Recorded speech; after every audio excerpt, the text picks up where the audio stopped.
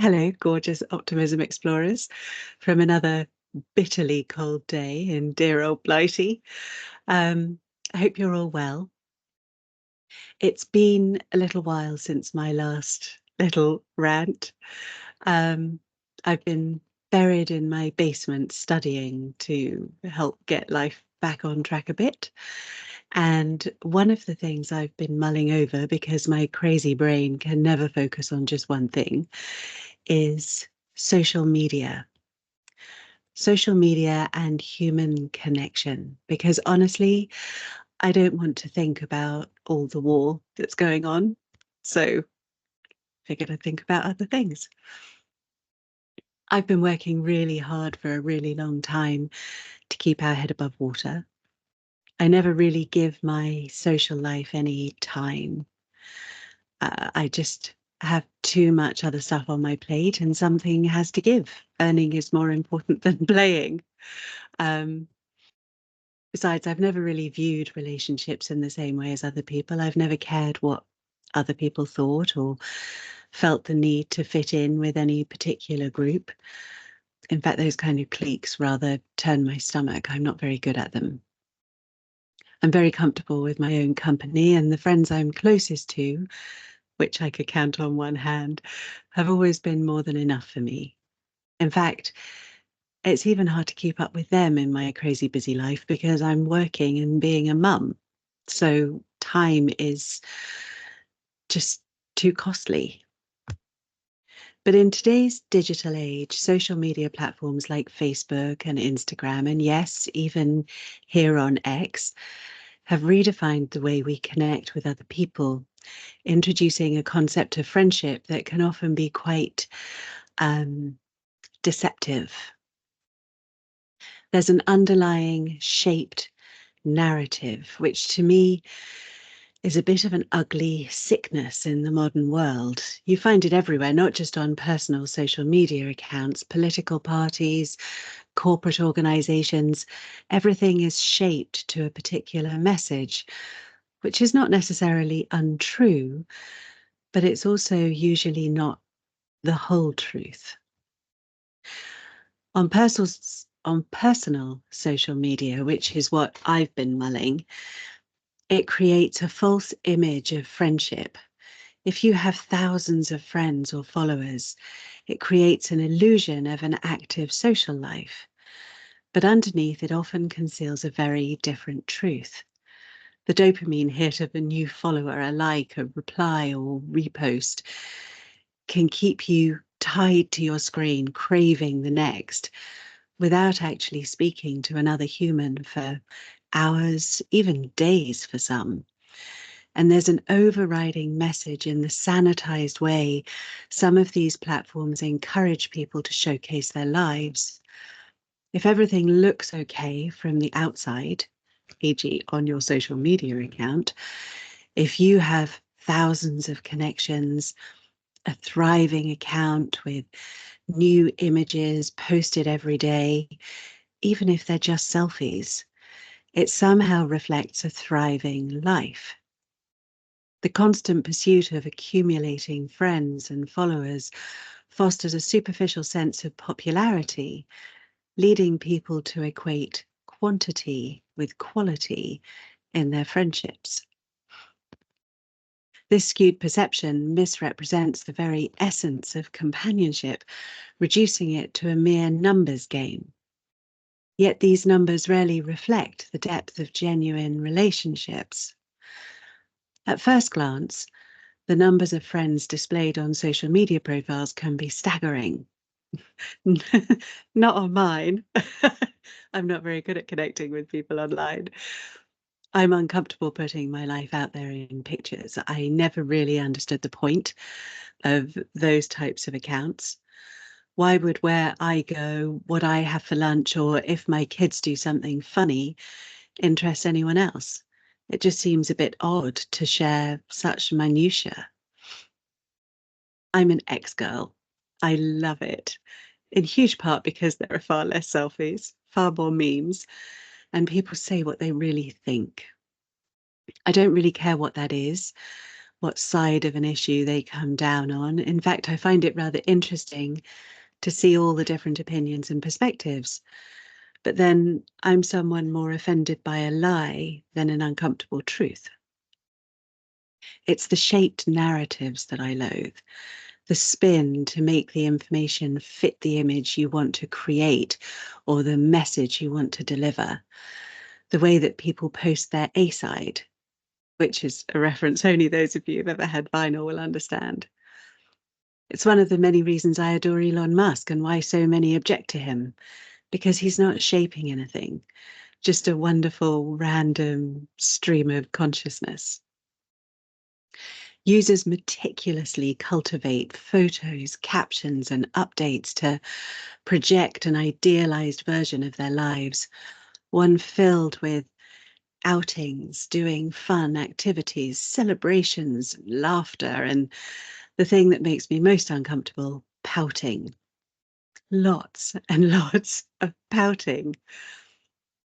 I don't think I could do that if I tried.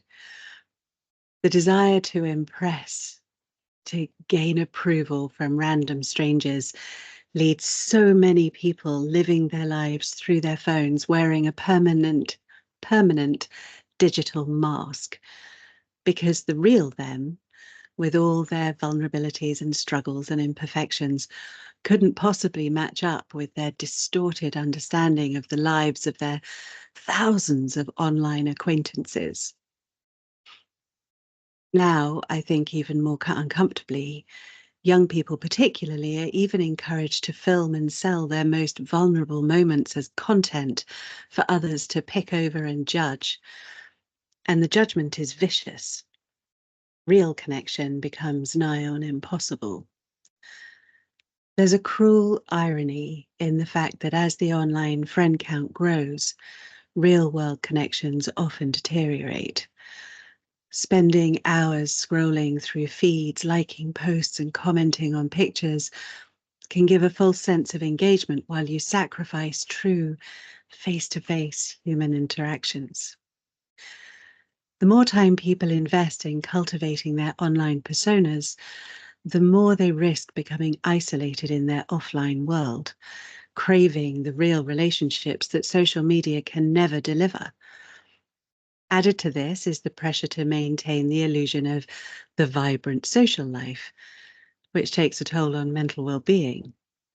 FOMO, the fear of missing out, I just discovered that one because I'm, as usual, way behind the times, induced by observing others' seemingly exciting, perfect, successful lives wildly exacerbates loneliness, a sense of inadequacy and isolation, leaving people desperate for connection and driving them towards damaging ideologies, cosmetic surgery, eating disorders, depression, and so much worse. Because if they just look different, or feel different, or say the right things, they'll finally fit somewhere. And when none of that works, far too many give up on life completely. All perpetuated by the very platforms supposedly designed to connect us all more effectively. My aunt and her bestie have been friends for around 75, 76 years, I think, since they were in primary school anyway. For the majority of that time, they've lived on different continents, on opposite sides of the world, and until recent years, the only communication was through letters and phone calls. And in the early years, phone calls had to be booked well in advance and were a really expensive treat. They've invested real time and effort into one another, and that friendship has lasted their whole lives. And yet, with all our new tools and toys to better connect us, we're existing today through the worst outbreak of loneliness in human history. There is another side to this, of course, a positive side, where people can grow whole businesses through these platforms. And those who are resilient and stable can have fun and engage in news. And those of us without time or ability to get out and interact on a more personal level very often are still able to engage with people in some way. Although for them, I would suggest avoiding those platforms providing nothing but shiny pictures. It will only make you feel bad about yourself. As an example, I rather love X Spaces, where I can have conversations around the world with lovely, interesting people and debate and discuss real issues and have my little online group of friends I've got to know by actually talking to each other. Those people I've come to know as actual living, breathing humans who are as real to me as my friends in real life. I won't name anyone as I haven't asked permission, but they're lovely people who are open about their lives, their challenges, their thoughts, feelings, and ideas, all working together from different cultural backgrounds and different continents to find common ground and support each other where we can. We can't be there holding hands or offering a hug when it's needed due to physical distance, but we can listen and talk things out and laugh and just be there for each other. And that's as important as any other friendship. It's essential, though, to recognize the limitations of digital interactions and invest in cultivating connections that extend beyond the screen to counteract the false image of friendship in numbers propagated by social media. Even lone wolves like me have a need for genuine human connection. But how else do you create a kind of social life in this modern world? If you're a single person alone, what else are you supposed to do when you finish work at the end of a long day? The smug marrieds want other smug marrieds to hang around with. Most people are working full time. If you have children as well, you're busy loving your time with them. I'm told by friends that online friendship or dating sites are unpleasant cattle markets, which can lead to greater feelings of rejection or disgust in some cases. Although I do know some smug marrieds who met that way. And if you're in a rural area, all the sites are filled with the same 12 people. In cities like London, if you approach someone and speak to them, they'll look at you like you're weird, one of those nutters walking down the street. Try smiling at someone on the bus or the tube and see what they do. I used to do it often to amuse myself on boring journeys in the days before mobile phones. Catch someone's eye and smile. They'd always look away horrified or hide behind their newspaper or book. Or maybe I'm just horrifying to look at. Could be. A guy I knew at the time said he watched me once from the other end of a carriage and afterwards said to me, "What were you doing? Why were you smiling at people like a crazy person?" And I had to reassure him that it was purely for my own amusement. We used to congregate much more. Sundays at church, a dance, a pub. Humans had to interact to live. Now they can do everything from shopping to work to socializing online, but it's not healthy. So next time you see some awkward new mum in the school playground, or a new neighbour moves into your road, or you see someone looking a little lost on the street, or indeed the tube, a hello or just a smile might just make all the difference to their day. I thank my lucky stars for my closest friends who appreciate my weirdness, my rants, the people I love, who I can call at any time for a chat, though we don't do it nearly enough. They're the reason I'm still sort of sane. And I have to confess, those people, I don't think I'm connected to any of them on a social media account that I actually use, because none of them are here on X. So I've had my little rant for today. Go outside, touch grass, and have the loveliest rest of your day.